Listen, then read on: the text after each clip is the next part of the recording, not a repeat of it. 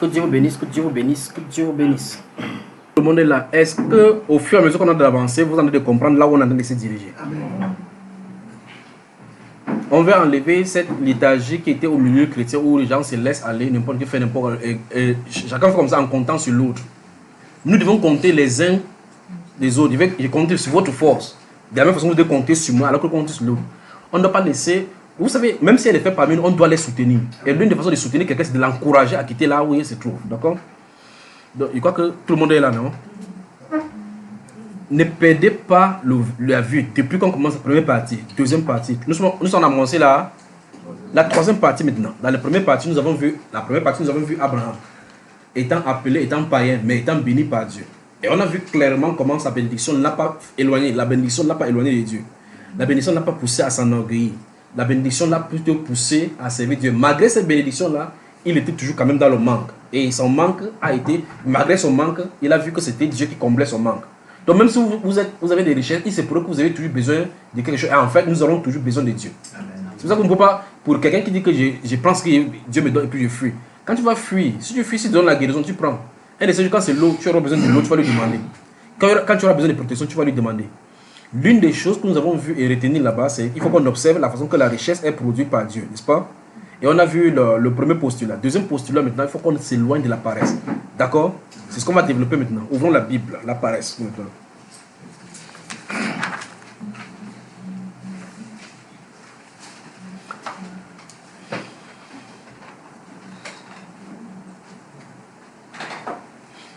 Il y a un principe dans les Saintes Écritures, je vais vous expliquer maintenant qu'on avance dans le principe de cette paresse-là. Remarquez que tout à l'heure, dans la deuxième partie, nous avons dit il faut prier, mais il faut agir. La foi est agissante. La foi est agissante. Comme par exemple, vous ne pouvez pas dire à quelqu'un que vous l'aimez et vous ne pratiquez pas l'amour. L'amour, c'est vie. La preuve, parce que l'amour, c'est Dieu. Il faut vivre Dieu, il faut manifester Dieu.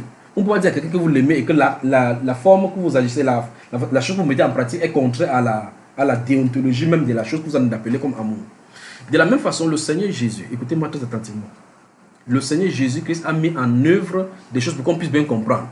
La paresse est un ingrédient qu'on extirpe ça du milieu chrétien. La paresse. Ça, c'est enseigné depuis l'Ancien Testament. La paresse. Remarquez quand le Seigneur va donner si vous lisez le livre de Luc, chapitre 19, j'ai fait tout pour ne pas toucher encore le Nouveau Testament et autres. C'est pour ça qu'il fait qu'il reste dans l'Ancien Testament. Parce qu'on va entrer de plein pied. Quand vous regardez l'histoire que le Seigneur donne la parabole d'un homme qui va en laissant les gens dans les talents. Vous vous souvenez ça dans les Écritures, n'est-ce pas? Il y a un monsieur, le dernier, qui va être condamné à la fin. Qu'est-ce qu'il va dire dans sa déclaration? Jésus a donné 10 à celui-ci, 5 ici. Et regardez bien, selon ses capacités. Ça veut dire concrètement que dans ces paraboles, Dieu nous montre clairement, et dans les Saintes Écritures partout, que Dieu n'a pas donné les mêmes capacités à chacun. Tu ne peux pas voler, il ne peut pas venir à la maçonnerie, il va faire comme le frère Eric. Parce que la capacité que Dieu lui a donnée pour faire cela, il a ces choses-là.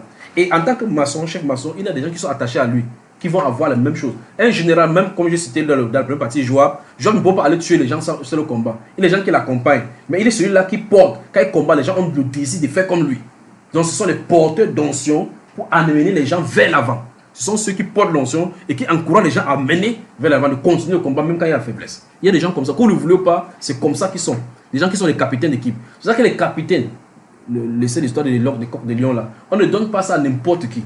On donne aux gens qui peuvent garder les troupes ou que les gens peuvent être portés. Regardez quand vous voyez des gens comme JJ Okocha, les capitaines comme JJ Okocha, vous regardez comme Ronaldo, pas n'importe qui. On n'est pas capitaine parce qu'on a l'argent. Vous comprenez ce que je veux dire, n'est-ce pas? Vous êtes responsable de ce que vous avez compris. Donc ce sont les gens qu'on porte. Parce qu'il y a des gens que le matériel que tu as, quand ça sort, tout l'estime quitte. Parce que ce n'était pas genuine. Mais maintenant, quand il y a des gens qui, vous remarquez que même depuis la jeunesse, ils sont porteurs de cela. Vous ne forcez pas pour être comme ça. Vous êtes seulement là. Même quand il n'y a rien, quand ils parlent, les gens sont allés. Parce qu'ils ont cela dans la sémence. Vous me suivez? Donc le Seigneur dit dans ce Luc chapitre 19, que son cité, il dit qu'il a donné à octroyer à chacun selon ses capacités. Et il dit que, écoutez bien, la loi de la reproduction. Quand il a donné les différents talents là, c'est de faire quoi? C'est quoi, frère? La parole dit qu'elle fait quoi? Multiplier. Il faut reproduire. Il doit fructifier. C'est ça qu'il dit dans la parabole. Et vous savez qu'il a de parler de lui là. N'est-ce pas, frère?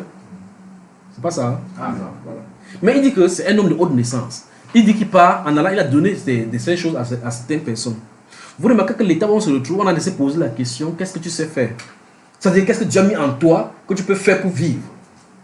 Le dernier, quand il est revenu pour faire rendre compte, vous remarquez qu'il sera demandé de compte par rapport à cela. Il ne s'agit pas là de dons spirituels, il parle des talents. Vous avez moi là? Amen. Alors, donc, il dit, qu'as-tu fait de cela? Parce qu'avec nos talents, quand vous allez faire la peinture, vous faites bien. Vous faites la peinture, remarquez bien dans la première partie. J'ai dit le fait que Joseph touchait chez Potiphar et que les choses étaient bénies, ça n'était pas pour le but pour faire convertir Potiphar au judaïsme. C'est pas ça.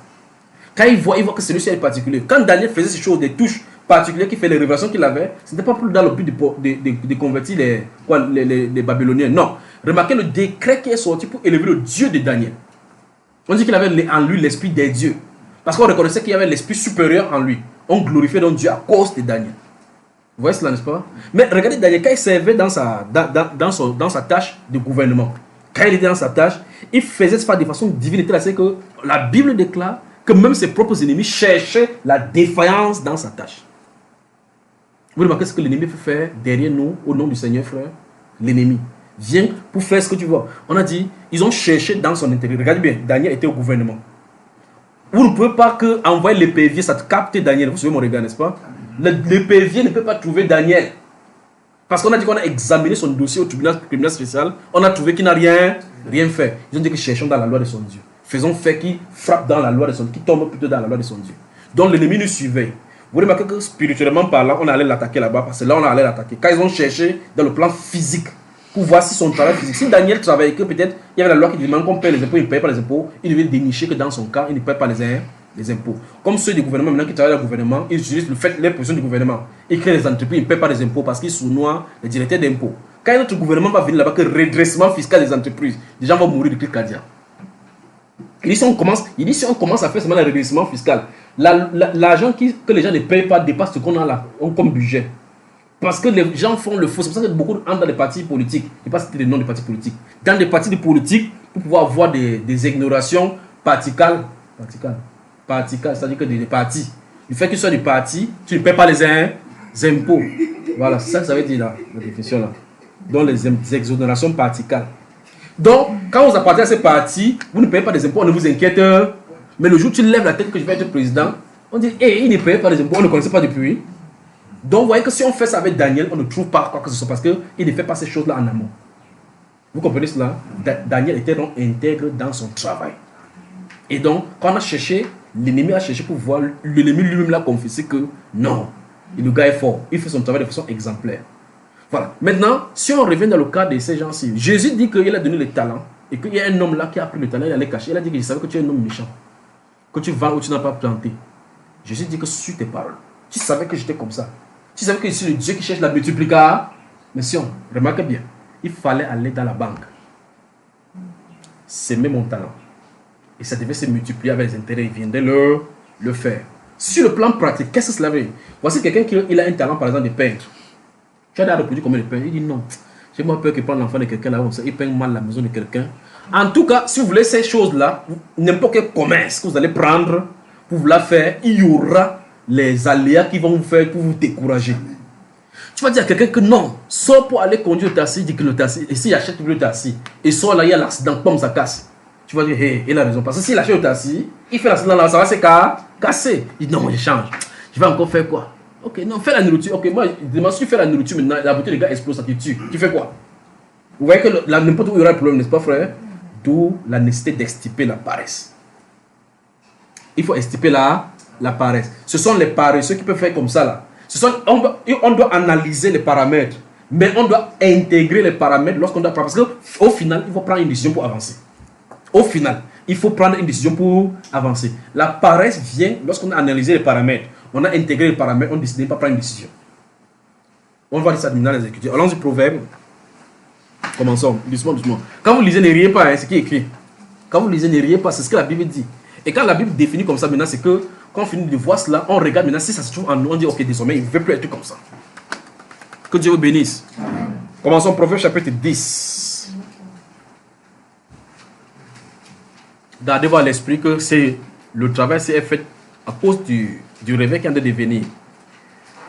Ça veut dire quoi concrètement? Ça veut dire que quand Papa Sow va commencer à faire dans ses entreprises et autres là-bas, et que les frères, s'il a vu que les frères Constant et autres vont voyager pour aller peut-être à Ziguinchor pour aller rencontrer les frères de Ziguinchor, et il ne doit pas dire que Seigneur, j'ai pris pour disparaître, j'ai pris pour disparaître. Il va falloir qu'il paye le billet d'avion. Vous voyez cela, n'est-ce pas? Il va falloir qu'il paye le billet d'avion. Voici les entreprises maintenant qui naissent. Vous dites, oui, ils naissent, ils disent, ils peuvent décider que, comme nous payons les impôts maintenant dans notre entreprise, Seigneur, voici comment on va faire. Regardez l'entreprise Gédéon qui fructifie, un homme d'affaires qui a fructifié, qui distribue, et chacun de vous, si vous avez été à l'école, vous avez reçu de cette grâce-là, le Nouveau Testament.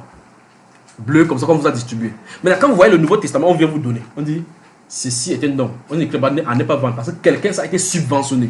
Quand ça a été subventionné, ça suppose que lorsqu'on a pris les Saintes Écritures pour aller à l'imprimerie, quelqu'un a payé ce coût-là. C'est-à-dire qu'il a endossé cela, il a déjà payé, sans prendre la subvention. Et alors, quand il fait la production, il dit que je paye ça sur moi, je prends ça sur moi, de payer ça pour que ça produise, pour que vous distribuez gratuitement. Parce que le prix de la fabrique a été déjà payé par quelqu'un. Vous ne savez pas, vous lisez, vous ne savez pas qui a payé. On ne peut pas savoir qui a payé sur le projet Gédéon. C'est-à-dire Gédéon.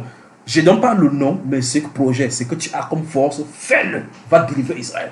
Avec le petit, vous connaissez l'histoire, cherchez l'histoire de ce monsieur Gédéon là, le projet Gédéon. C'est pas le nom d'un monsieur Gédéon. C'est que, comme le monsieur-ci, Gédéon de les Saintes Écritures, avec la petite force qu'il avait, il a investi et a eu la victoire dans le royaume de Dieu. Le résumé de ce monsieur, c'est que c'est un homme d'affaires qui a décidé de faire cette affaire, c'est pour Dieu. Il dit, c'est que j'ai, je vais faire une petite œuvre pour Dieu. Et voilà ce que ça fait aujourd'hui. Combien de Nouveaux Testaments il a distribué ici sur la terre? Maintenant, la question maintenant, c'est que, il fait quoi pour que l'argent soit dépensé sur la production de la Bible? Je ne sais pas si vous comprenez. L'imprimerie, il ne veut pas dire, tu vas venir dire que non, c'est l'écriture de Dieu. Là-bas, il dit qu'ici, on paye le papier. On paye la lumière, on paye les impôts. Il faut que quelqu'un paye. Il faut que quelqu'un paye. Alors, celui-ci, c'est un homme d'affaires chrétien que Dieu a béni. Et on va toucher son cas dans le cadre global maintenant. Ça veut dire qu'il travaille.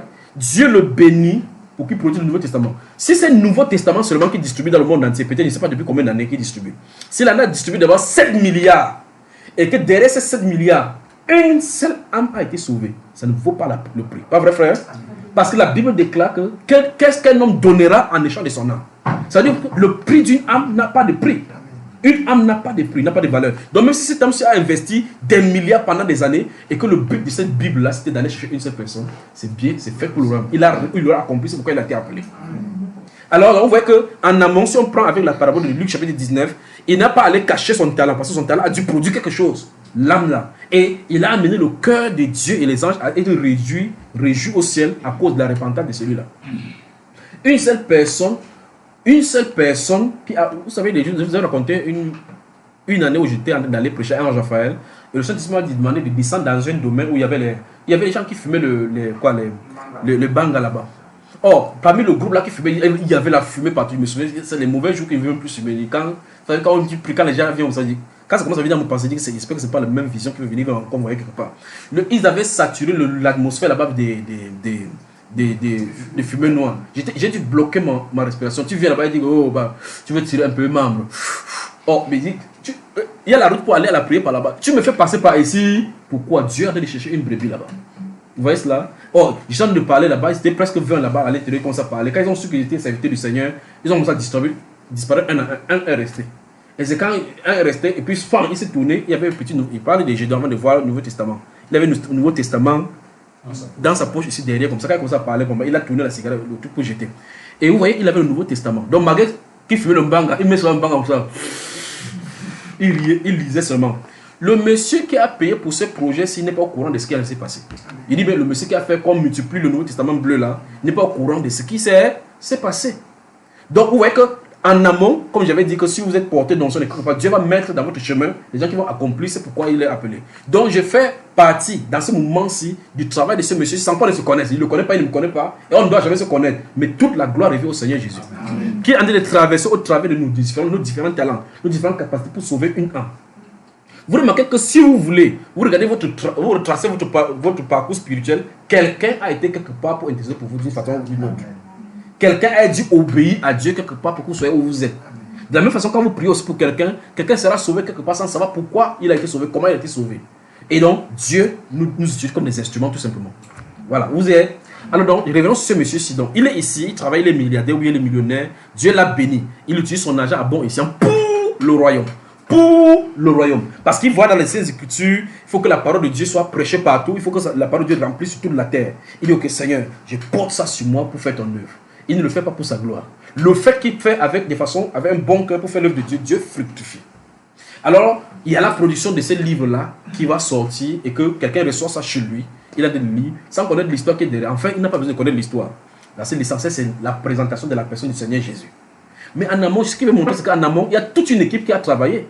Il y a les gens qui ont vérifié l'imprimante, les gens qui ont rassemblé, les gens qui ont mis dans le carton, les gens qui ont fait pour distribuer, les gens qui vont dans les lycées distribuer. Il y a d'autres personnes qui venaient distribuer. Hey, la fille là est belle, hein? Vous ne savez pas. Chacun a distribué, fait son rôle. Pas vrai? Ça tombe entre tes mains. Tu commences à lire. Et puis ton cœur commence à trembler. Donc, tu te répands de tes péchés. Mais la personne, c'est la personne qui a commencé, qui a donné de son argent totalement pour arriver à cette œuvre-là. Donc, si quelqu'un ne veut pas travailler, il faut l'empêcher, il faut l'amener au travail, à désirer le travail. Sinon, tu auras un talent qui est endormi. Il y a des gens qui se disent, je ne sais rien faire. Tu ne peux pas savoir rien faire. Il y a quelque chose, parce que c'est ce que tu ferais dans la Bible, le menteur. Parce qu'il dit qu'il a donné à chacun selon ses talents. Et à l'autre, s'il a donné 2 talents, alors s'il te donne un talent, il sait qu'avec un talent, il ne te demande pas de faire comme Mike Tyson, ou bien de faire comme Samuel Eto'o, n'importe où. Il veut que dans ton domaine, tu fais tout pour être meilleur. Vous avez moi. Donc vous devrez exceller dans votre domaine.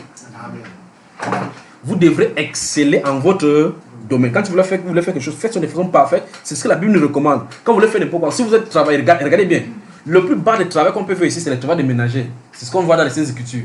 Mais la Bible déclare que quand vous allez travailler chez quelqu'un, faites comme si vous travaillez pour le Seigneur. Or, quand vous travaillez pour le Seigneur, vous devez faire un travail parfait parce qu'il dit, maudit soit quiconque fait avec négligence l'œuvre du Seigneur. Donc, quand quelqu'un travaille chez quelqu'un, quand tu laves, il faut laver, ne lave pas le sol de la personne que tu as de laver, lave en ayant pensé que je fais une appréciation du Seigneur. Il est descendu sur la plus basse des métiers pour donner cet exemple-là. Que Dieu ne s'attend pas à ce que tu aies une grande œuvre ou quoi que ce soit. Dieu, tu peux être dans un endroit et puis tu fais ce que tu as à faire, c'est ce que Dieu attendait de ce monsieur-là. Qu'il fasse tout simplement. Il dit, tu aurais dû prendre mon truc, mettre en banque et les banques devaient me donner les intérêts, devaient venir prendre ça en multipliant. Parce que si celui-ci a le talent de peindre, Dieu a donné ces choses-là. Il faut qu'il reproduise cela. Parce qu'on a le principe de la reproduction. Il faut que tu aies le souci. Beaucoup des enfants sont devenus enseignants parce qu'ils ont vu le charisme, ils ont découvert leur talent dans quelqu'un d'autre. C'est-à-dire qu'une maîtresse a enseigné, je me souviens de ma maîtresse, elle me marquait beaucoup. Tu demandes à l'enfant que tu veux être quoi, il veut être maîtresse. Pourquoi? Parce qu'elle a vu que cette personne faisait son métier avec tact, avec bonté, avec intégrité. Et il a eu le désir, et ça a ancré à son âme. La personne monte en voyant que je vais être telle ou telle chose. Vous me suivez, n'est-ce pas? Donc, refusez les frères ou bien les soeurs au milieu de vous qui disent que non, je ne sais rien faire.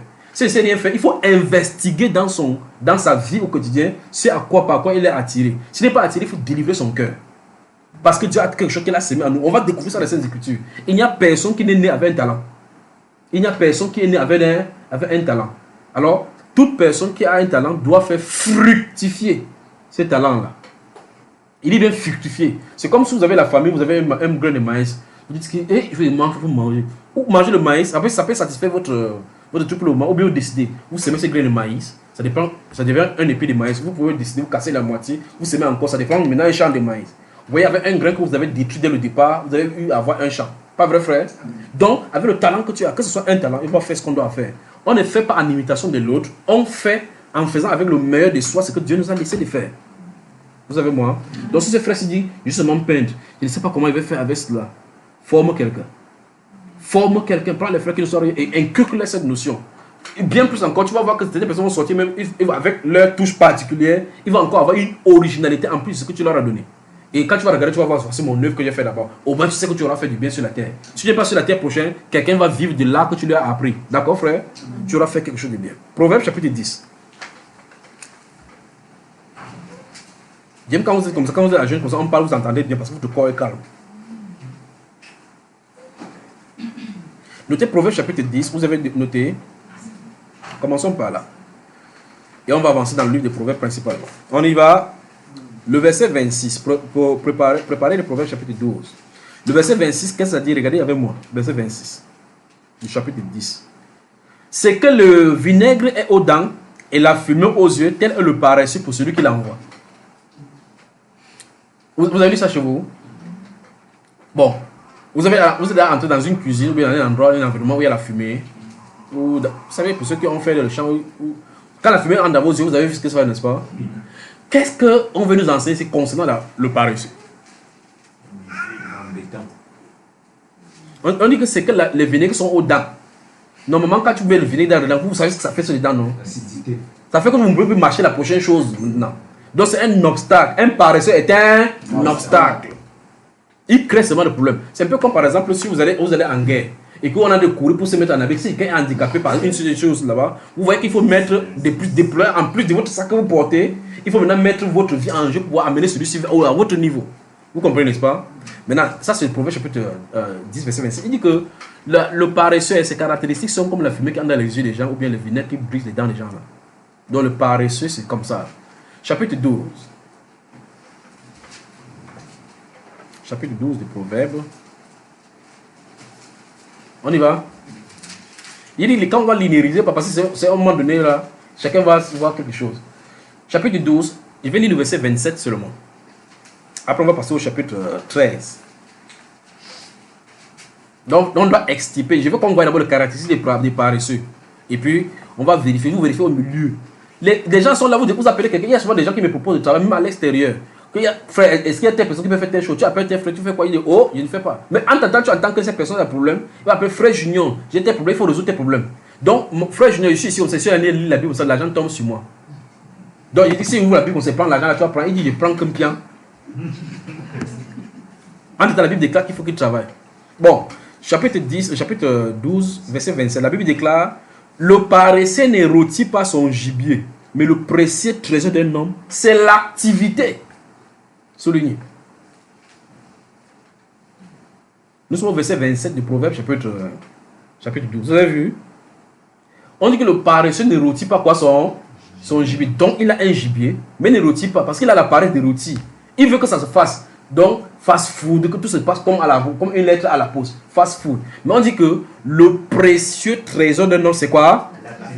Bon, maintenant, le précieux trésor d'un homme, c'est l'activité. C'est-à-dire au bout de l'effort que l'homme parvient à manifester les désirs de son cœur véritablement sur le plan physique. Le précieux trésor, c'est l'activité. On continue. Alors au verset 4 du chapitre 13. Écoutez bien. L'âme du paresseux a des désirs qu'il ne peut satisfaire. Mais l'âme des hommes diligents sera rassasiée. Donc ça veut dire que soit vous utilisez ça veut dire quoi? Notre âme est faite pour bénir, ça c'est clair. Et nous sommes des bénisseurs, des porteurs de bénédictions. Mais ça veut dire que tu décides, tu peux étouffer cela. Comme, et chaque fois, regardez-vous à l'esprit l'histoire du Seigneur Jésus là. Comme le monsieur qui a pris son talent, il avait le talent qu'on lui a donné véritablement, mais il allait étouffer cela. Il allait étouffer. Seigneur Jésus est rentré sauve le sauve dans le royaume. Méchant serviteur. La Bible déclare qu'il y a le paresseux en l'âme. Il a les désirs dans son âme qu'il ne peut pas satisfaire. Pourquoi? Pourquoi il ne peut pas satisfaire ces désirs qui sont dans l'âme? Paresseux, c'est ce qu'il est. Mais pourquoi? Parce qu'il n'agit pas. Il n'agit pas. Il n'est pas actif. C'est ça le problème. Il ne veut pas agir en conséquence. On lui donne le gibier. Quand on va le gibier, il met dans la bouche à l'heure. On attrape le gibier là, ça, ouais, qui va lui cuire ça à moi? On lui donne le tassi, il dit que ouais, donne-moi le carburant. Hein. Comme on dit, on te donne la femme, on te donne le lit. Et puis on te... Donc, le chapitre 13, verset 4 dit, l'âme du paresseux a des désirs. Donc ça dit que si quelqu'un dit que je ne sais rien faire, tu lui dis que donc ça dit que tu n'as pas de désirs. Tu dis oui, si il y a des désirs. Dans ce cas, comment tu vas accomplir cela? Il va se retrouver dans la Bible. L'âme du paresseux a des désirs. Donc c'est un renseignement. Ici, on n'a pas de notre option. Que tu le veux ou pas, le paresseux va rester comme ça. Là, tu vas voir, il va dire les chaussures des gars, le Timberland, là, il me faut ça. Il me faut. Là, tu poses la question comment on fait pour avoir le Timberland? C'est là le problème, pas vrai? C'est passé à l'action pour aller voir. Ouais, tu peux me donner ton Timberland là? Non, on peut donner. Il a travaillé pour l'avoir. Il faut agir. Vous avez ma frère? Allons-y au chapitre 19, rapidement. Chapitre 19.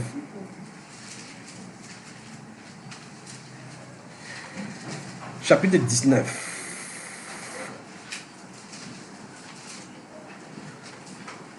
Si vous êtes prêts, je lis. Chapitre 19 de Proverbes, le verset 24. Je lis. Le paresseux plonge sa main dans le plat et il ne ramène pas à la bouche. Vous connaissez, de toute façon, dans la nature, Dieu a mis les choses pour nous instruire. Si vous regardez le règne animal, il y a un animal qu'on appelle, son nom même c'est le paresseux. L'autre animal, voilà, ici. L'autre animal là m'a toujours surpris. Tu le vois, les gens sont pressés, lui prend son temps. Vous voyez, Il fait les yeux comme ça. Il aime le vin blanc. Il aime le vin blanc jusqu'à... Qui connaît l'animal de paresseux là? Vous connaissez ça? Pour monter les arbres, il l'énerve, pas vrai frère. Il l'attrape comme ça, tu vois le serpent de s'avancer vers lui. On est coucou comme l'écureuil. Il fait comme ça. Si vous voulez, si vous l'entendez parler, il va dire ne sais pas me poursuivre. Hein. Il va mourir. Hein. Il va faire comment pour arriver en haut. Pourtant, il a la main, il a les pieds, mais pas à l'ombre. Dieu a fait cet animal paresseux pour identifier les paresseux. Et les blancs n'ont pas trouvé mieux que de donner ce nom-là. Paresseux. Quand ils voient la nourriture, ils disent comme ça que il peut manger ça. Après, en voyant comme ça que l'oiseau passe, on ne va pas prendre ça. Il a pris ma nourriture. Le paresseux. Allez, quand vous aurez le temps, on va prendre la pause, taper là-bas, vous voyez l'animal appelé le paresseux. Vous mettez la vidéo. De toute façon, on va voir ça ici, la personne ne bouge. Je vais mettre ici le paresseux, on va taper une vidéo, vous va voir son comportement. Le paresseux. Et pourtant, la Bible va nous présenter en étude un autre animal qui veut que nous soyons dans la vaillance comme cet animal. C'est ce que nous allons voir dans l'autre partie. Donc le paresseux, on dit clairement que le paresseux plonge sa main dans le plat et ne ramène pas à sa bouche. Pourquoi? La paresse. On avance. Chapitre 20. On y va. Chapitre 20 de Proverbes. Verset 4 seulement. Je ne donne pas assez de versets, je donne petit seulement. On avance. Verset 4 dit, j'ai dit chapitre 20 de Proverbes, donc vous ouvrez seulement la page suivante. Le verset 4 dit, à cause du froid, le paresseux ne laboure pas. À la moisson, il voudrait récolter, mais il n'y a rien. Quelqu'un dit il n'y a rien. Non, non, dis pas qu'il n'y a rien. Dis il n'y a rien. C'est ce que la Bible est en train de dire. C'est ce que la Bible déclare, que ce que Paul disait, que si quelqu'un ne travaille pas, qu'il ne mange pas non plus. Bon, tu manges quoi? On dit qu'à cause du froid, donc il y a le froid. Qu'est-ce que la Bible veut nous regarder ça? La Bible nous dit par là que si vous voulez récolter, ne regardez pas aux paramètres négatifs. Parce que le froid ici représente le paramètre négatif qui pourrait empêcher la récolte. Si vous avez été au champ et vous avez habité dans des coins reculés de la contrée, vous allez remarquer, quand on était petit, à 5 h, 4 h, on te réveille comme ça, qu'on peut avoir le champ de cacao. C'est à ce moment-là que le sommeil est sucré, genre. On te demande de te réveiller. Vous marchez 4 km dans le champ avant que la clarté ne commence à venir. On marche comme ça, la rosée du matin est froide. On marchait souvent comme ça, il restait debout, il dormait. Il faut dormir un peu. On te réveille à 4, tu te dis non, dorme encore 5 minutes pour dormir parce que le sommeil c'est bien. Vous comprenez ça, frère? Tu te lèves comme si tu marches dans l'obscurité, dans la nuit pour aller au cacao, avec les serpents qui peuvent être dans la truc, les choses qui peuvent être là, mais il faut aller travailler. Et quand on finit, on part pulvériser le cacao, il faut transporter le cacao, aller encore faire sécher le cacao pour venir vendre le kilogramme à 875. Après, tu achètes un mambo pour aller flatter une fille à 1000 francs. Je sais de quoi je parle. Comment, frère? À 3 heures. Tu marches en somnolant. Pour aller acheter, pour aller faire ça, pour produire un sac de cacao qu'on va acheter peut-être à 10 000. Et puis, quand on va finir de reproduire ça, tu viens acheter un mambo à 1000 francs pour aller flatter les filles là. Donne à la fille comme ça, mambo. Tu m'as regardé quand tu as gardé le mambo. Bon, on continue. Mais la Bible déclare ici, quand tu fais des choses, ça vous êtes trop fort. La Bible déclare ici que, à cause du froid, donc le froid ici est un paramètre qui est enceinte. On a cité juste le froid pour le cadre des semences. Maintenant, ça veut dire qu'il peut y avoir des obstacles qui empêchent les gens à s'aimer. C'est ce qui t'a dit tout à l'heure que quelqu'un me dit qu'il va acheter la voiture, dit que non. Il y a des gars qui vous appelez les gens de l'Amérique qui attrapent les gens pour qu'ils vont payer le truc. Ok, ça veut dire que quoi? La Bible nous dit ici que si tu veux s'aimer, tu dois déjà regarder au-delà du paramètre. Il faut regarder au-delà du paramètre. Ça veut dire que, on dit, à cause du froid, le paresseux ne laboure pas à la moisson. Donc, ça veut dire que après le froid va quand même venir la période de moisson. Donc, ça veut dire quoi? Les obstacles ne restent pas permanents. Il dit, les obstacles ne restent pas permanents. S'il y a une période de froid, il y aura une période de moisson. Il y a une période de froid, c'est froid pour créer les obstacles afin que tu ne laboures pas. Donc, il faut braver le froid pour labourer. Sinon, il n'y aura rien. Vous y avez moi, frère? Si vous avez le champ, vous dites que ouais, le champ, si il fait trop froid pour aller là-bas, que c'est trop long. Ok, il n'y a pas de problème. Une période de manioc, va chercher le manioc là-bas, tu vas voir. Mais tu dis, Seigneur, j'ai prie. Tu fais quoi, frère? J'ai prie. Tu peux finir de prier, il n'y a pas de problème. Quand tu pries, ça ne dérange pas le ciel. Hein? Quand tu vas prier, tu vas te tourner là-bas, ça ne tombe pas du ciel pour entrer là-bas. Parce que Dieu a donné la loi, qu'il doit obéir. Tu sèmes là, tu moissonnes. Chacun moissonnera ce qu'il aura sémé. C'est vrai au sens physique comme au sens spirituel. Tu sèmes le maïs, tu vas aller récolter les maïs. Si tu sèmes les haines, tu vas récolter les haines et les violences. Parce que Dieu multiplie. Dieu, c'est un père multiplicateur. Tu cherches un problème, il te donne des milliers. Voilà. On avance. Donc je recommence encore. à cause du froid, le paresseux n'élabore pas. On n'a pas dit que telle personne est paresseux. C'est pour regarder les caractéristiques. C'est que dans ta vie, quand tu regardes que, ouais, il fait telle chose, mais telle chose te dérange. Il faut aimer le challenge. Il faut aimer les challenges. Les bons entrepreneurs, c'est quelqu'un qui, après avoir atteint leurs objectifs, recherche des nouveaux challenges.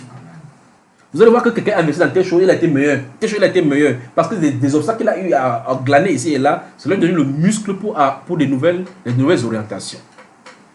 Mais la Bible présente ici que si tu veux regarder seulement aux obstacles, tu ne pourras pas s'aimer. Et par conséquent, tu ne pourras pas moissonner. Donc, il n'y a point de récolte sans des obstacles.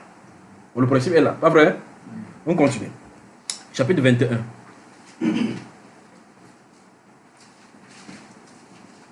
Chapitre 21.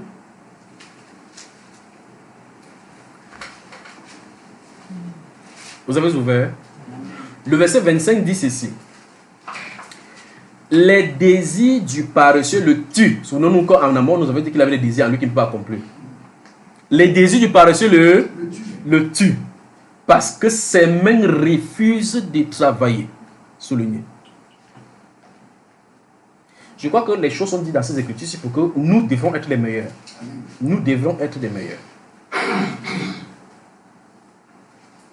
Les désirs. Donc, il y a des gens qui vont commencer à aller dans les scènes écritures, dire Dieu m'a appelé à plein temps. Je ne dois pas travailler. On va toucher les gens, on va aller doucement. Amen. Si vous avez reçu une commission de Dieu de façon directe, d'arrêter le travail, arrêtez. Si vous avez reçu une commission de Dieu de ne point travailler, ça suppose que de façon unique, il vous met en part par rapport à ces lois naturelles qu'il a données. Je veux qu'on soit clair pour que c'est ce que je veux dire. La loi intrinsèque, la loi normale de Dieu, souvenez-vous, la première partie, il dit qu'il y a des lois qui concernent tout le monde. Il y a des lois que chacun peut vouloir s'insérer.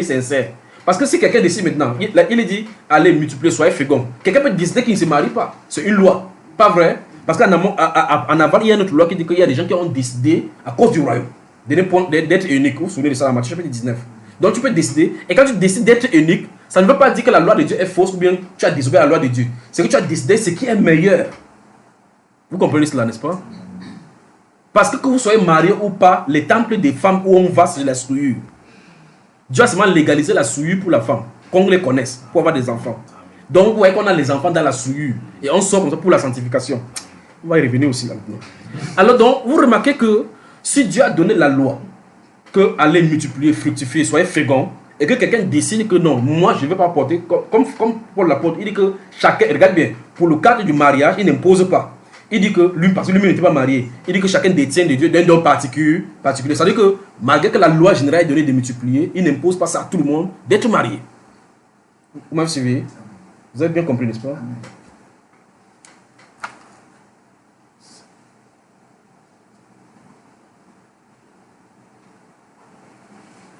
Donc, si vous avez compris donc pour le mariage, pour la reproduction, j'étais disant dans ceci. S'il arrive que quelqu'un est appelé de façon directe à ne point travailler, Dieu connaît la subsistance et c'est pourquoi il l'a fait. Parce qu'il y a une loi qui dit en amont que tu dois vivre des talents, de la sueur. Quand on parle de la sueur, des travail là, c'est parce que tu dois travailler, tu dois œuvrer pour ressortir de la terre ta subsistance. Parce qu'on est connecté à la terre. La loi de la semence nous commande de dominer. Donc si je donne la semence de la terre, j'espère qu'elle va me donner quelque chose en retour en multiplication. Vous voyez cela, n'est-ce pas? Alors donc Dieu a dit qu'on doit faire cela. Mais si Dieu t'appelle de façon spéciale, donc il ne faut pas faire par imitation. Il y a des gens qui sont précipités, ils ont laissé le travail. Quand ils laissent le travail, après ils vont appeler Dieu ne doit pas dire qu'il rentre le travail. Tu vas comprendre que sur ton corps. Quand tu comprends sur ton corps, après tu vas dire ça va te faire l'expérience encore une fois de plus. Tu vas dire dans la marche que mon frère, fais attention avec le truc là, tu peux avoir des aides pour Dieu. Moi-même j'étais comme ça. Donc pour précipiter ça, je vous le dis en avance. Pour que vous ayez, c'est un peu comme en entrepreneuriat également où on enseigne cela. Vous pouvez avoir en train d'être, vous pouvez être travaillé salarié quelque part et que vous avez le désir de monter votre propre entreprise. On ne quitte pas parce que je vais monter mon entreprise, je quitte l'entreprise. Ce serait une fausse manœuvre de faire comme ça là. Parce que là où tu travailles, ça peut te glaner, tu peux glaner encore des ressources pour pouvoir bien fructifier ta propre entreprise. Vous voyez cela, ce serait une folie de dire je quitte l'entreprise, je m'avais fait honter ma part. Pourtant, ce n'est pas l'expérience. Oh, Dieu peut te permettre que ce soit dans l'entreprise pour que tu vois les défaillances. Tu vois, tu te formes dans cette entreprise-là pour que quand tu seras à même de gérer ta part, tu vas savoir maintenant que quand tu étais à côté des clients, de tes clients ou bien encore de tes compères, quand tu travailles, quand le patron passait, il disait que le patron là, il gonfle juste comme le tapioca. Entre temps, tu es sur le point de mettre ton entreprise en action. Quand tu vas mettre ton entreprise en action, tu seras quoi? Patron, quand tu passes au matin, tu vois les gens te regardent. Tu connais déjà que les gars sont de parler comme ça que sur mon nom. Parce que tu as été à côté. Tu sais donc que quand les gens se réveillent le matin, quand ils voient le patron, chacun fait comme s'il travaille. Parce que tu y as été. Dieu te permet de passer toutes ces choses-là pour que maintenant, quand tu es en train de faire ton entreprise, avant de donner les visions et l'éthique de l'entreprise, tu sais de quoi tu es en train de parler parce que tu y as été. Quand tu sors directement comme ça, tu es CEO devant sans avoir passé par les bas échelles, tu es à même de faire échouer les choses parce que tu n'as pas grandi par l'expérience. Mais quand tu grandis par l'expérience, avant d'avoir ce qui est pour toi, tu peux tenir parce que tu connais là où les différences peuvent venir. Vous avez moi? Vous avez moi, mes frères? Amen. Alors donc quand vous avancez avec le Seigneur et que vous vous trouvez dans cet endroit-ci principalement, vous trouvez les désirs du paresseux le tuent parce que ses mains refusent de travailler. Et il dit que je vais quitter mon travail maintenant. Je vais aller faire mon propre entreprise. Tu quittes ton travail maintenant, demain. Et qu'on décide maintenant qu'on ferme les choses que tu voulais faire, on a décidé qu'on ne produit plus ça. Voilà ton entreprise qui est totalement à terre. Tu as fait la folie de quitter l'entreprise. Il y a une manière de test. Ça, c'est pour le cas de l'entrepreneur. Des tests pour savoir quel moment il faut quitter le travail que tu as de faire. Comment faire pour savoir que tu as quitté le travail pour faire? Il faut regarder si, avec la subsistance que tu as, en laissant pour commencer ton entreprise, tu peux continuer toujours à vivre ta vie, à nourrir ta famille, sans que ça ne gêne ton entreprise. Il faut vérifier cela. Et il faut vérifier si tu es à même de réduire ton train de vie, réduire ta dépense, sans que ça ne crée des problèmes dans ta famille. Si tu ne fais pas tout cela, cette évolution, juste parce que tu continues à vivre alors que ton entreprise est en train de faire pour avoir 6 mois, 1 an de fonctionnement, sans avoir besoin de chuter. Alors, si les conditions sont réunies, vous pouvez quitter votre entreprise que vous allez travailler. Mais si ce n'est pas le cas, travaillez toujours en amont, en travaillant que dans le futur, je vais quitter mon entreprise. La même chose va pour le chrétien. Tu ne peux pas directement dire, commission de travail comme ça, Dieu m'appelle au ministère. Bon, à faire quoi? Il dit, j'essaie, frère, il m'en va dans le désert. Quand tu vas aller dans le désert, quand tu vas finir, tu vas revenir avant. Suivez seulement la Bible et voyez. Quand Dieu a appelé les gens à quitter le travail, quand il a dit quitter, quand il a dit, il a subvenu à leurs besoins. Amen. Il a fait cela. Quand il a posé la question à ses disciples, souvenez-vous, c'était le travail, les gens se battaient, ils nourrissaient la famille avec cela. Mais après, quand il les a envoyés que ne prenez pas telle ou telle chose, il veut dire par là, dire que votre vie dépend de moi, je vais les soutenir. Il leur a posé la question, depuis que vous êtes parti sans rien prendre, avez-vous manqué de quelque chose? Je pose la question. Jésus, quand il avait ouvert une entreprise, quand il voulait manger, il allait prendre le pain là-bas. Il a dit que l'ouvrier mérite son. Donc, si on a un travail pour le Seigneur, il va payer le salaire qu'il faut. Mais si vous vous invitez dans le travail, c'est un peu comme si vous allez dans votre entreprise, vous avez dit que votre vous travaillez avec 15 personnes. Et puis il y a une certaine personne qui fait chaque matin balayer votre sol. Où tu travailles dans l'entreprise de Papa So. Quand il a fait son budget pour pouvoir gérer son personnel, il avait pour 16 personnes, frère. Tu vas lire l'heure quand il faut reprendre l'argent. Vous comprenez, n'est-ce pas? Donc on ne s'invite pas dans l'entreprise, dans le projet de Dieu, on ne s'invite pas, on n'improvise pas. Tu dois y être appelé. Parce que s'il appelle, il va vous soutenir. Donc ne faites pas cette erreur que les autres font en disant que non, je vais quitter le travail parce que j'ai fait l'appel de Dieu. Bon, tu sors du travail, qu'est-ce que tu fais chaque jour? Non, je prie. Mais même dans l'entreprise, tu peux prier. Daniel n'a pas besoin de quitter le gouvernement pour aller prier. Vous avez vu cela? Il n'a pas besoin de quitter. Mais s'il veut quitter, il doit quitter. Joseph n'a pas besoin de quitter l'Égypte. Il était en plein chez le pharaon. Il était en plein chez le pharaon. Si même les plus grands magistrats du monde étaient sous ses ordres. Mais ça n'a pas empêché qu'il soit un croyant du Seigneur. Vous comprenez cela? Donc ne faites pas cette folie en disant que non, il faut que je quitte mon travail parce qu'il faut que je travaille pour le Seigneur. Tu quittes pour faire quoi? L'intercession, le niveau où le chrétien, le niveau que le Seigneur nous a amené, il nous a amené dans le tabernacle où on peut prier sans ouvrir la bouche. Où tu peux être au travail, tu es en train de prier. Tu peux faire ton travail en train de prier sans que l'environnement ne te gêne. Donc le travail n'est pas un obstacle pour le chrétien, en réalité. Le travail n'est pas un obstacle pour le chrétien. C'est pour cela que, si vous regardez bien la révélation biblique, Dieu s'attend à ce que ceux qui vont travailler sans obstacle avec lui travaillent de leurs propres mains, c'est-à-dire que soient leurs propres patrons. Amen. Parce que si vous travaillez chez quelqu'un, il se pourrait qu'il vous impose des choses que vous ne voulez pas à des périodes que vous ne voulez pas. Parce que si vous êtes votre propre patron, vous gérez votre temps selon votre besoin. Vous me suivez? Donc vous êtes des entrepreneurs chrétiens. On peut continuer là. Chapitre 21. On a lu le chapitre 21, verset 5, verset 27. Regardez encore une fois de plus, avant qu'on passe au suivant. Les désirs du paresseux le tuent. Parce que ses mains refusent de travailler. Donc, en clair, ça veut dire, s'il refuse de travailler, il ne pourra pas accomplir ce que... Si tu désires d'avoir un t-shirt qui est blanc, parce que j'aime un blanc. Bon, si tu es paresseux, tu ne peux pas l'avoir. Ou même tu vas prendre les voies détournées pour avoir ce que tu as en train de, ce que tu désires. Vous y êtes, mon frère? Chapitre 26. chapitre 26.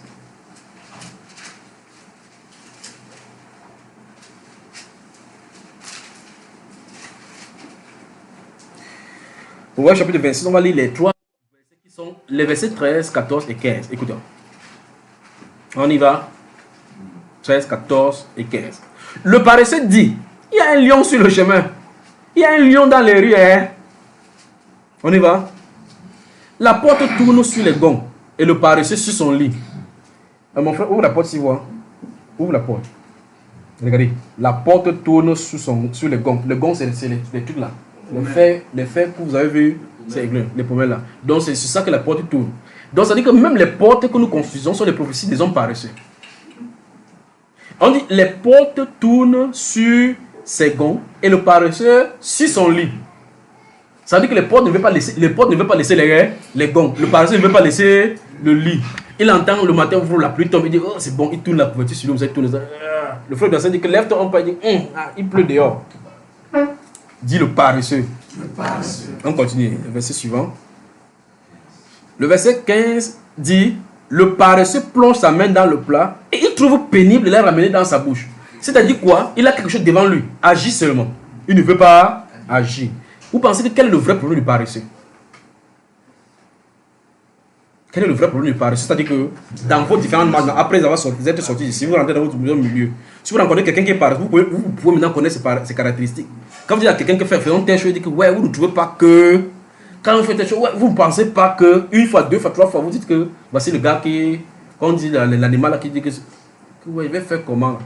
Alors je pose la question, vous pensez que quel est le problème du paresseux? Parce que si on connaît quel est son vrai problème, on peut assigner vraiment les remèdes maintenant. Quel est le problème du paresseux? Il ne veut pas faire des efforts, oui frère. Il trouve toujours des raisons. Amen. Et ces raisons-là vont à l'encontre de ce qu'il faut faire pour mettre en pratique. C'est-à-dire que, creusons le puits ici. Tu penses, et si on rencontre une pierre en bas, tu veux boire l'eau, tu ne veux pas boire l'eau. Il dit qu'il veut boire l'eau, mais ça ne vaut pas la peine qu'on creuse deux mètres et qu'on rencontre une pierre. On dit que qui ne risque rien, n'a rien. Donc lui il dit que, et si on raconte, quand tu sors un truc comme ça, faisons telle chose, il dit que, et si tu veux faire ça, allons chercher, ouais, le sucre est fini. Si on voyait un abeille ici, si l'abeille te pique, tu vas aller à l'hôpital, hein. Mais l'abeille ne pique pas, vrai frère.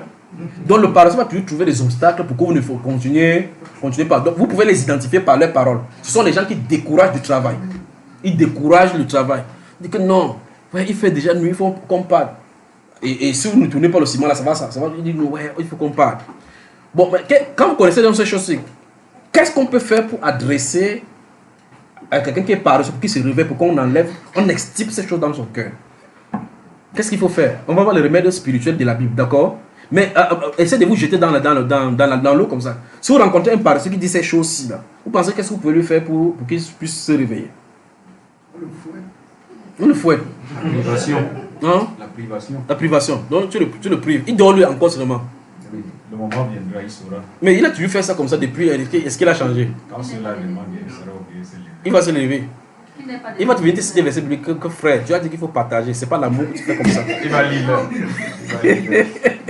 Le paresseux se croit, verset 16. Le paresseux se croit plus sage que cet homme. Pourquoi? Parce que dans sa paresse, quand il est dans son lit, il a dit de faire que le plan pour avoir la réussite sans travailler. C'est d'où vient la fémania. Vous remarquez que c'est ça qui vient la fémania. Je vais vous faire remarquer quelque chose maintenant. Réveillez toute votre attention. Quand on va voir l'antidote des paresseux, vous allez voir de quoi il est question. Regardez, écoutez très attentivement. C'est pour cela que la culture anglo-saxonne dépasse de loin la culture francophone. Amen. Parce que l'anglo-saxon est formé pour entreprendre, pour produire. La culture, tu demandes à quelqu'un que tu fréquentes pour être quoi? Il dit je vais travailler au gouvernement. Son but c'est de travailler au gouvernement. Donc je m'auto-forme pour que quelqu'un domine sur moi. Donc il dit qu'il veut travailler comme ça pour être fonctionnaire. Si fonctionnaire c'est quoi? Celui qui fonctionne, non? Il va là-bas, il travaille, on me donne l'argent, il travaille, on me donne l'argent. Quelqu'un dit le matricule. Matricule. Le matricule. Pourtant Dieu a mis plus que le matricule dans le corps. Mais curieusement, il y a des gens qui travaillent dans le corps des fonctionnaires. C'est qu'il sait que c'est minable. C'est qu'il entreprend lui-même, produit 4 fois plus que ce qu'il touche. Plus de 10 fois même chez le fonctionnaire. Donc ça veut dire que la loi de la prospérité ne s'explique pas chez le fonctionnaire, c'est chez celui qui entreprend. Amen. Parce que la loi de Dieu, c'est ce qu'on a vu là. Vous avez moi? Parce que tu travailles, non seulement tu travailles, tu donnes l'expression. Parce que l'une des choses que vous devez entreprendre en faisant, c'est que vous devez avoir le goût, l'amour pour ce que vous faites. Si vous n'avez pas l'amour, ça ne portera pas l'onction nécessaire. Il faut aimer ce que vous faites. Quand vous voyez quelqu'un qui a été forcé, seulement qu'il a, comme on parle de matricule là, qu'il a cherché le travail, n'a pas vu à son vie, on a mis que soit fonctionner quelque part, on lui dit que l'on t'a en fait, pour enseigner. Quand il regarde un enfant comme ça, il dit que la tête de Dieu m'énerve. Vous amusez, vous donne zéro. On avait un professeur comme ça au lycée quand on était en terminale, il était court comme ça, un pygmée même déjà. Il vient comme ça, chez court, il vous donne d'abord zéro. C'est un professeur de philosophie. Je lui avais dit face à face, vous savez, moi, mettez un téti. Il dit, je m'en fous de ta philosophie. C'est pour ça que la philosophie, je n'ai jamais fait un cours de philosophie, jamais. J'aime la délivrance. C'était la délivrance parce qu'il dit, jamais fait un cours de philosophie. Il me regarde comme ça, il dit que j'ai donné zéro, il veut passer. Et pour les surveillants, il dit que c'est moi qui avais dit ça. Hein. Il dit, en fait, même vous appelez en l'examen là, c'est pas la philosophie parce qu'il y avait une option où Français ou philo? Oui, français ou philo. Il dit c'est le français qui va venir. Tu comptes sur quoi? Il dit je m'en fous, c'est le français qui va venir. Et c'est le français qui est venu. J'ai pensé. Donc la philosophie là, il n'est pas fait. Donc quand lui il venait, je ne parlais de l'amour du travail. Il vient d'abord. Il dit il vient prendre tes zéros comme si on donne le zéro avec la main. Il donne zéro. Donc quand tu écris n'importe quoi, il bat d'abord comme ça. Il dit zéro. Il dit que c'est pour montrer qu'il a le pouvoir. Il vous donne zéro. Parce qu'il n'aime pas son métier. Vous voyez qu'il n'est pas ici pour inculquer, mais pour effrayer. Pour montrer des gens qui sont rien. Pas vrai? Et moi, ça ne marche pas. Quand tu fais ça, il prend ma clé, il sort. Il lui donne autant de zéros que tu veux. Je vais passer. Vous comprenez cela? Donc, voici des personnes qui n'aiment pas leur métier, qui sont des tueurs de rêves. Qui peuvent aller plutôt, au lieu d'encourager les enfants à avancer, mais plutôt détruire ce qu'il y a dans les enfants. Vous remarquez, chaque fois au Cameroun, vous entendez qu'on dit qu'un enfant de Polytechnique, un enfant de quartier a créé un truc qui marche. Un truc qui fait. Dans un pays qui se respecte, on prendrait cet enfant pour l'encadrer. Mais curieusement, on a un ministère de la recherche quoi? Scientifique. Si je parle maintenant, vous allez encore aller envoyer les agents contre moi. Donc on dit qu'on a un ministère de recherche scientifique. L'enfant scientifique fait quoi là maintenant? C'est une recherche quoi? Scientifique. Voici quelqu'un a produit. Parce qu'il a en lui, c'est le signe extérieur pour montrer qu'il a une capacité que si on aide à déployer, il va déployer. Mais il n'y a personne pour faire. On montre à la télévision, quelqu'un dit, les enfants sont forts. Eh, Dieu crée les enfants, c'est Dieu. Juste que même le ministre de la science dit que l'enfant là est fort. Hein. Pas vrai, frère? Pour nous inventer les choses sur le banc. Donc, vous remarquez que la culture anglo-saxonne est faite pour que les gens produisent. Quand vous allez au Nigeria, ce sont des gens qui sont entrepreneurs. Vous voyez, à 5 ans, un enfant dort, il dit Tatinara, Tatinara. Il ne connaît pas que 3 fois 3 font combien. Il connaît les naira. Tu entends, il prend sa petite corvée là. Vous savez, les sachets de que vous vendez ici, là, c'est 5 naira. 5 naira. Il fait chaud là-bas à Lagos. Mais avant que 6 jeunes arrivent, qu'il a fait comme ça 3, puis il a vendu. Vous allez simplifier. Un de ces jours, vous le voyez décoté avec un quincaillerie. Un de ces jours, vous le voyez comme ça avec une boutique. Parce qu'il allait doucement. Qu'est-ce que Dieu dit de l'homme dans la Genèse? Vous remarquez que dans le livre de Genèse, Dieu a lui-même dit clairement que quand l'homme entreprend faire quelque chose, rien ne peut les arrêter. Quand l'homme est déterminé. Vous savez l'histoire de Genèse, quand ils ont construit la tour de Babel. Ils ont décidé, ils ont regardé le ciel comme ça là. Il y a le vide là-bas. Imaginez un peu quelle poudre, parce que quand vous voulez construire, il faut regarder, analyser les choses à un moment donné, parce que même si on appelle ça aujourd'hui des gratte-ciel, que si vous voulez monter, il y a des paramètres que si le vent souffle à une certaine vitesse, ça peut balancer comme ça là. Mais ici, il faut que balance, ça ne tombe pas. Vous pouvez imaginer l'homme antique, comment il a fait pour arriver, à quel niveau il est arrivé. Si avec la technologie que nous avons aujourd'hui, c'est qu'ils devaient vraiment trouver Dieu là-bas dans l'atmosphère. Pas vrai, frère? Mais regardez ce que quand ils ont entrepris, ce que Dieu a dit. Dieu dit, maintenant, ce qu'ils ont résolu de faire là. Vrai, il faut qu'on saccage leur pensée. Parce que quand ils ont résolu là, c'est que rien ne peut les arrêter. La détermination de l'homme. Dieu sait dans quoi ce qu'il a mis dans l'homme. Vous voyez ça, frère? C'est vrai que l'homme peut utiliser ça pour détruire ses congénères. Mais nous devons utiliser ça pour l'avancement du royaume. Vous comprenez? Donc ce soir, c'est pour que vous soyez des entrepreneurs en marche de ce monde super pour le royaume.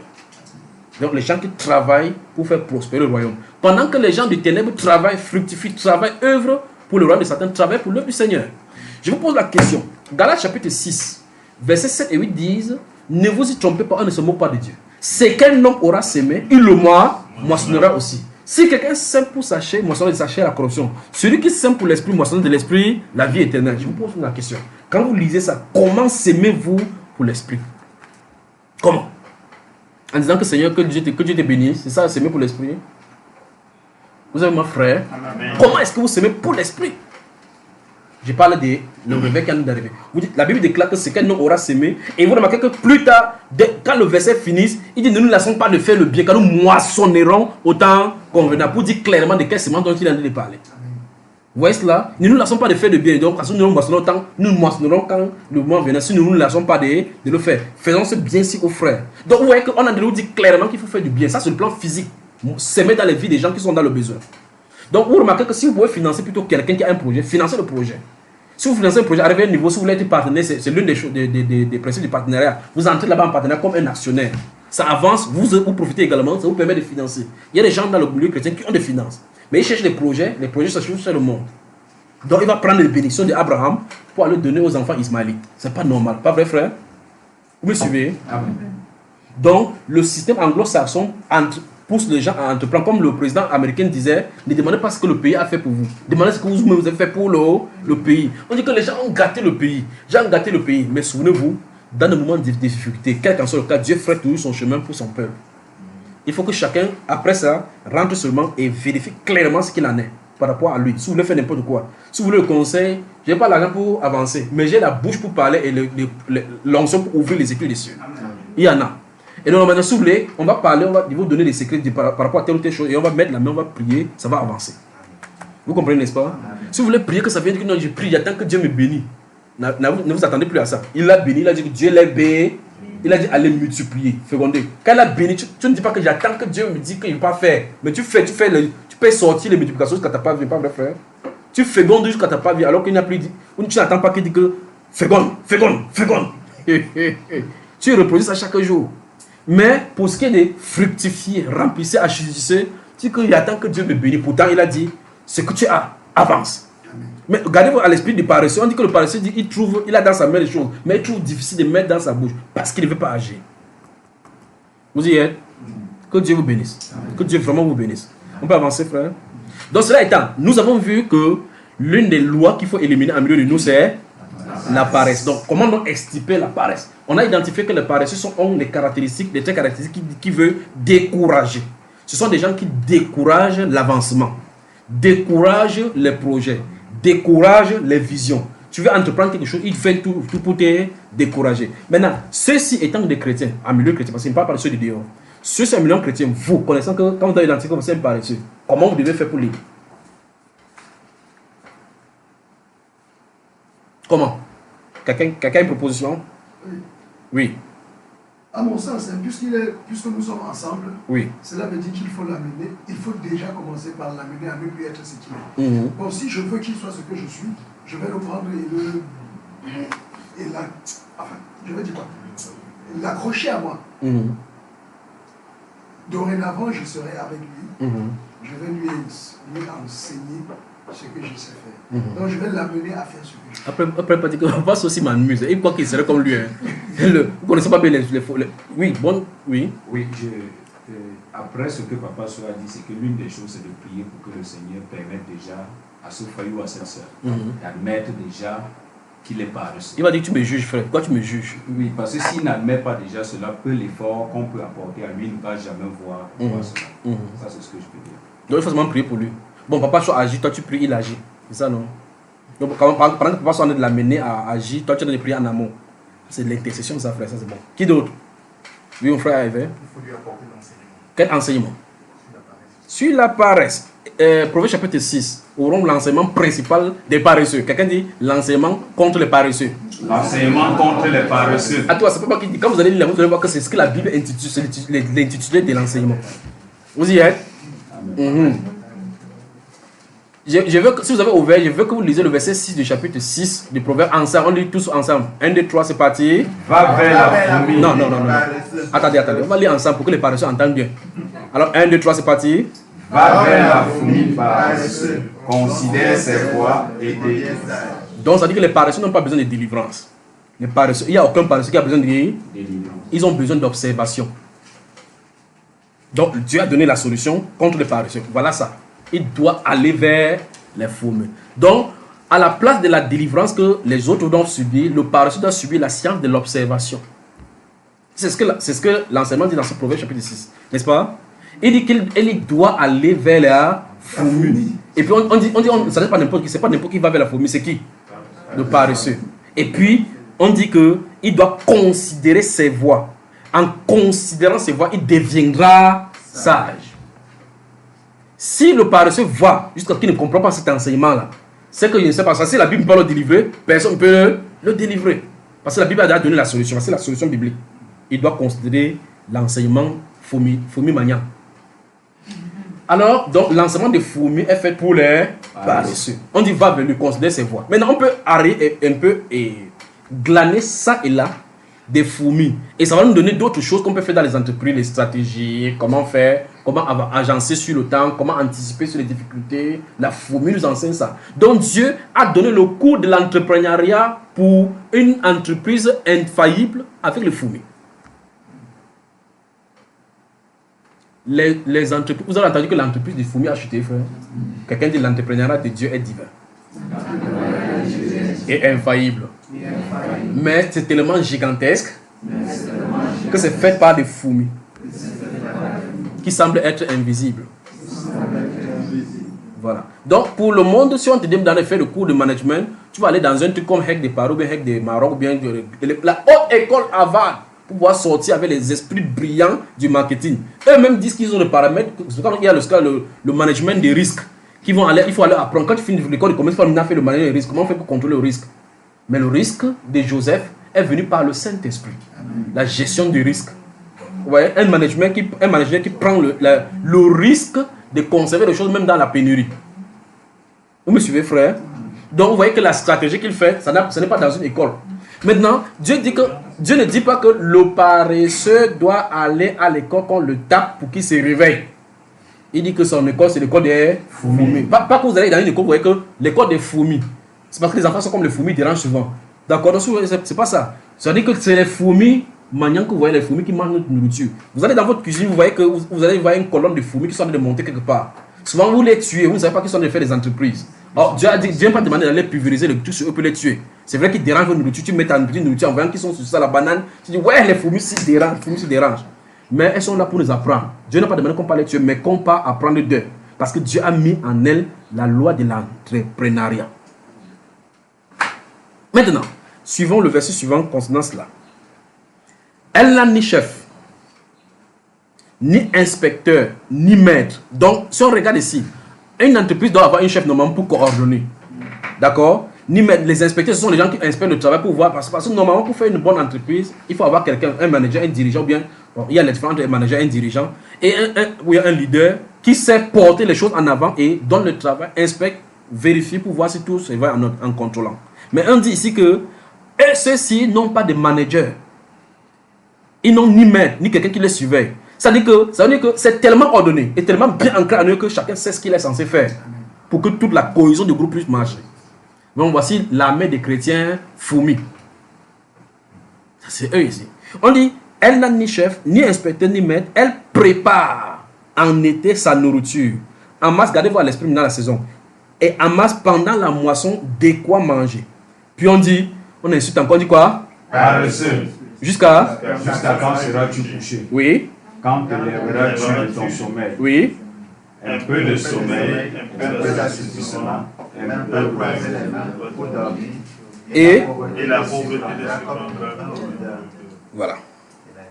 Et la disait comme un homme en âme. Donc, d'après ce que l'on dit ici, si quelqu'un refuse de travailler, c'est un paresseux. Si la disette ou bien encore la pauvreté le surprend, qu'il ne dit pas que ma grand-mère au village m'a attaché, j'ai la face du maquereau, vous devez entreprendre. Vous devez entreprendre. Savez-vous que vous pouvez prendre, il y a des choses que c'est dit ici. On peut prendre, il dit on peut prendre juste quelque chose, il dit que essayons, je vous donne 1 an, vous voyez ce que le Seigneur va faire au travail, ça vous voyez cela. Il dit bien 1 an, quelque chose qui est ordinaire, qui sort de l'ordinaire, vous faites cela. Des idées sont pleines, l'onction est là. Il faut que les gens mettent ça dans la locomotive, que ça marche. La fourmi, on dit qu'on prépare sa nourriture, bon, je vous pose la question, la fourmi a un champ, donc la fourmi part sur les matériaux délabrés. Il part de rien, il part à la casse. C'est-à-dire quand tu manges, le petit qui parle. Il dit que le petit si. Le moment où on ne pourra pas faire, il prend. Tu le vois porter là-bas, tu pars où? tu suis son chemin, il monte. Il peut te péter, tu montes la colline, il part haut. Il peut décider de manger là-bas. Où est ses reins? Ses reins sont petits comme ça. Il porte un gros morceau de sucre là comme ça, il part, tu regardes. C'est Dieu qui nous a dit qu'on part à prendre là-bas. Tu pars là-bas, tu vois, il part caché quelque part, il dépose. Il redescend. Si vous mettez un petit poste sur lui, vous allez remarquer qu'il part comme ça, il travaille. Un de ces jours, la colonne des fourmis que vous voyez passer là-bas, il n'y a plus. Ah, les fourmis se sont partis où?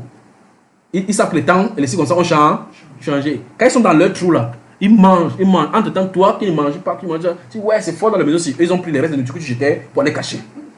Le jour où tu es là, quand ça ne va pas, tu sors, tu dis, mais les fourmis, c'est une fois que sortir quand j'ai la nourriture, ils connaissent le temps que tu as la nourriture, mon frère. Donc les fourmis connaissent ce qu'il faut faire. C'est nous maintenant qui avons l'intelligence divine, qui avons les capacités divines, les lois divines, la puissance divine pour mettre en marche. C'est nous qui croisons les mains et attendons que Dieu fait. Alors que Dieu a dit, assujettissez. Il a dit, assujettissez. Donc vous pouvez attirer n'importe quoi de la terre et que ça travaille en votre faveur avec la puissance de Dieu. Et regardez tout comment Jésus a pu montrer cela. Jette le filet là-bas. Et écoutez, jette le filet à droite. Maître, nous avons péché toute la nuit sans rien prendre. Il n'a pas dit jette le filet là-bas, je vais faire sortir le poisson. Quand ils ont jeté le filet, le poisson est sorti. Le poisson était où, frère? Parce qu'il y a une loi là-bas. Là. L'eau est censé produire le poisson. Donc là où il n'y a pas le poisson va sauf que sortir. Ah, ne fais pas ton travail, tu ne peux pas réussir. Ah, c'est le problème de ceux qui n'ont pas reçu. Je vais y aller parce que j'ai une vision divine. Ah non, il faut aller à neiger. Vous vous souvenez de cela qu'on a vu ici? Il faut aller à neiger parce que là, la famille, tu vois si ça va te tuer et autres. Dieu a dit qu'il reste ici. S'il part en Égypte, il va aller en Égypte comme tout le monde. Il pourra faire des choses, vérifier ce truc, peut-être il va investir sur des choses, peut-être il va voler ces trucs là-bas. Pourtant, là où il reste, Dieu le protège. Vous avez moi?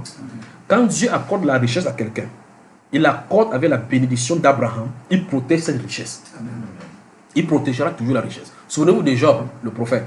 Quand il a eu la richesse montre clairement, sa vie montre clairement que sa richesse n'avait pas de problème avec Dieu. Mais regardez, Satan lui-même a témoigné.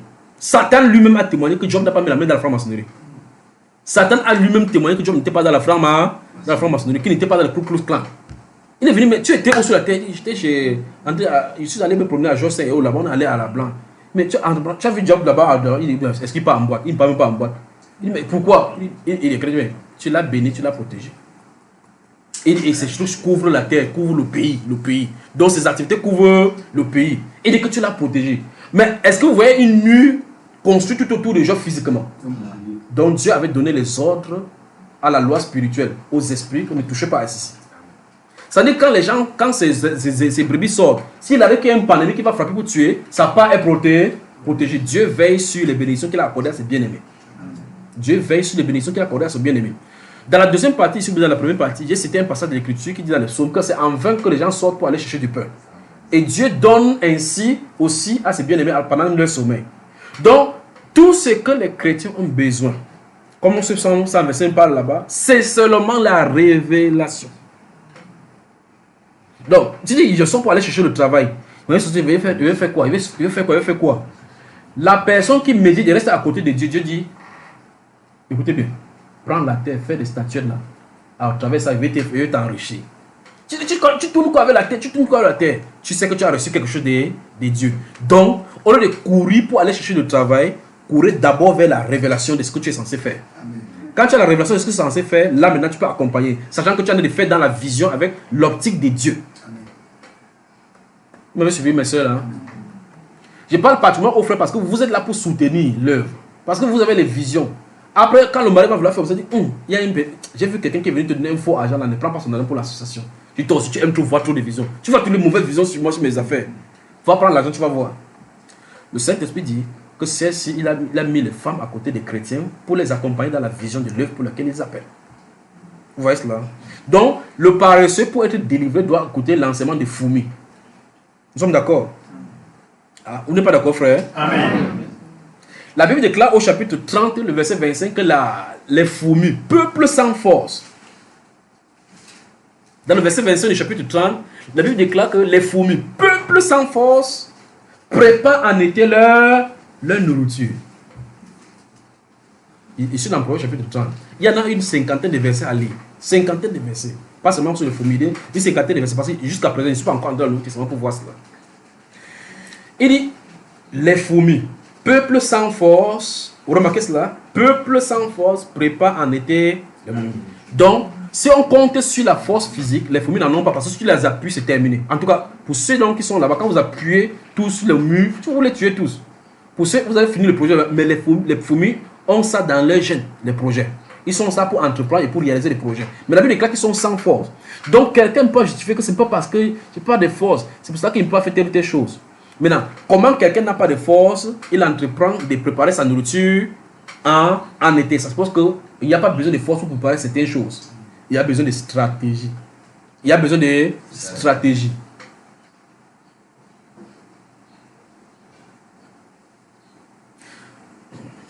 Continuons.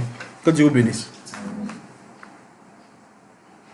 Donc, en résumé, si vous voyez un frère qui a l'esprit de paresse, vous faites quoi?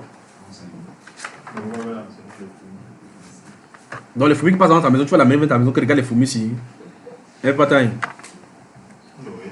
Que quoi? Que lit le verset 6 du chapitre 6 des Proverbes. Il finit de lire. Il dit que oui, on dit des bonnes choses sur les fourmis. Hein. Vous savez que les gens, chacun peut lire l'enseignement, il ne comprend pas comme vous comprenez. Vous allez raconter l'histoire de cet homme-là qui allait dans un village des mangeurs d'hommes là-bas. C'est un village où les gens sont des mesquins seulement. Il s'est assis comme ça, il a dit que ouais, quelle est la stratégie pour annoncer l'évangile? Il voulait annoncer l'évangile de la traîtrise de Jésus par son disciple appelé Judas. Il explique qu'il y avait un homme comme ça, il explique l'histoire de Jésus que vous connaissez. Il dit qu'il y avait un juif, un homme parmi eux qui a pu vendre. Quand il a fini comme ça, les gars ont applaudi. Il dit waouh! Il croit qu'on a applaudi pour l'évangile, il dit que non, Judas, que non, parle-nous de l'histoire de Judas. Le gars c'est fort. Hein? Ouais, donc il prenait l'évangile pour expliquer le fait qu'on a trahi Jésus pour que Jésus meure pour leurs péchés. Les gars ne comprenaient pas le problème du péché ni de mourir de Jésus. Ils voyaient la stratégie. Comment Judas pu s'infiltrer? Le gars il devait être fort, il était un technocrate. Comment il a fait pour s'infiltrer dans le groupe de Jésus jusqu'à parvenir à tuer sans qu'aucune personne ne regarde? Que donne-nous l'esprit de Judas là. Donc pendant qu'on cherchait dans lui de donner l'esprit de Jésus, et cherchait que l'esprit de Judas. Donc tu amènes quelqu'un dans la Bible, il lit comme ça, il dit que fourmi, il ne comprend pas ce que tu viens de comprendre. Donc je pose la question, si vous avez quelqu'un qui est paresseux, qu'est-ce que vous allez lui dire et comment vous allez faire pour le délivrer de sa paresse?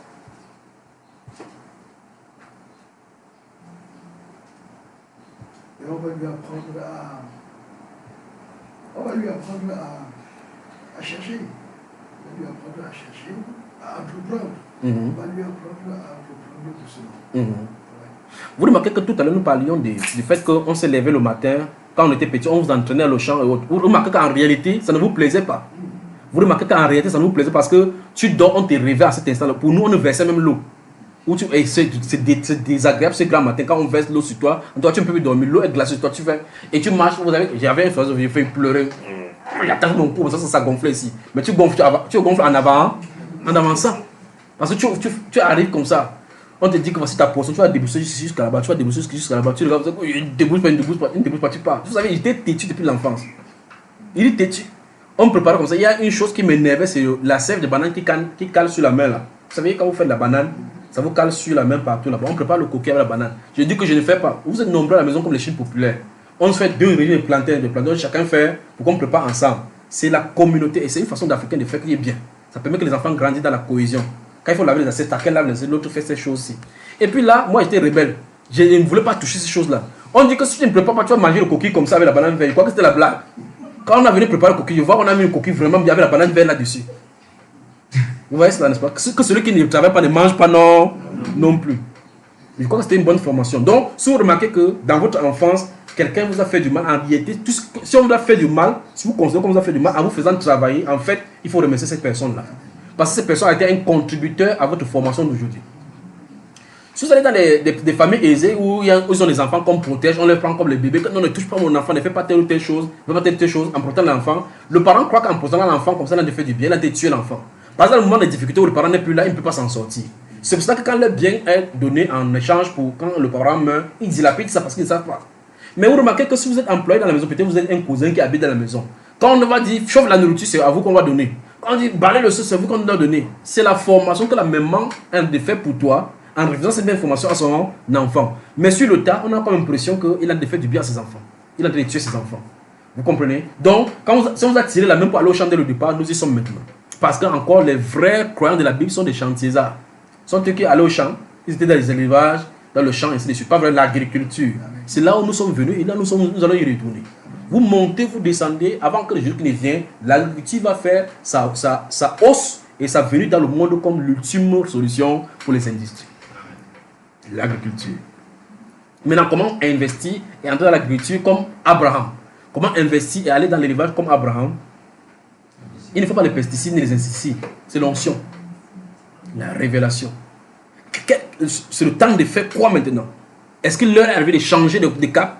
Qu'est-ce qu'il faut faire? Comment entreprendre? Comment finir? Le produit fini, ça va aller vers qui? Ces questions doivent être répondues par l'entreprise J&G Consulting. Comprenez ça? Moyennant quelques CFA. Ah oui, c'est ce qui sera fait plus tard. Mais pour le moment, je sens de vous inviter pour la vision, pour que vous regardez au réveil et ce que vous allez entreprendre pour que ça marche. On y va. Et les frères et sœurs. Amen. Donc la solution contre la paresse, c'est l'enseignement de fourmis, dit les Saintes Écritures. Et comment on fait pour que la personne inculque ça? Parce que si quelqu'un ne parvient pas à être inculqué de ça, s'il voit la fourmi, il observe l'enseignement de fourmis, il décide de ne pas changer, le ciel est tranquille. Il ne mangera pas non plus. Il aura des désirs en lui qui va le tuer, qui va l'étouffer. Il ne pourra pas s'en sortir. Mais pour ceux qui veulent changer, menez-le, même contre leur gré. Plus tard, on comprendre que c'est pour leur bien. Comme la Bible déclare que Dieu nous châtie quand nous sommes enfants pour notre bien. Il dit sous le coup, quand on nous châtie, quand on nous tapait là, vous croyez que non, on y fait du mal. Ce n'est pas pour le mal, c'est pour nous corriger. Quand on dit corriger, c'est pour qu'on puisse être bien orienté. On ne corrige pas quelqu'un pour le tuer. D'accord? Mais sur le coup, la personne va dire que non, papa se dérange. Il veut aller dans son loom, il m'entraîne là-bas. Il veut pas aller à loom. Loom, c'est même quoi? Creuse ici, creuse. Au fur et à mesure, il a de recevoir la formation. À un moment donné, la personne se trouve dans le travail sans s'en rendre compte. Il commence à vouloir entreprendre. D'accord? Voilà. Mais ne cédez pas à la sirène aux sirènes de négation. C'est-à-dire que, dites, tes choses va aller, le projet va se faire comme ça. Il dit non, le projet ne peut pas marcher parce que il faut prendre le pour et le contre. Sonder les paramètres et puis avancer. Si on regarde que, et c'est ce que la Bible enseigne, si on regarde seulement la pluie, tu regardes la saison, tu ne peux pas s'aimer. Il y a des moments où on est allé au champ, que le temps était bon. Au champ, pendant que vous allez travailler, la pluie vient sur toi. Quand la pluie vient, c'est pas parce que quand la pluie vient que tu vas arrêter. La pluie vient souvent comme ça, alors que vous êtes à bout de force avec la sueur. La pluie vient, la force vient, vous continuez à travailler. Vous comprenez cela, n'est-ce pas? Quoi qu'on va rentrer dans les champs. Que Dieu vous bénisse. On prend une pause, on revient dans la 4e partie. Que Dieu vous bénisse, que Dieu vous bénisse, que Dieu vous bénisse.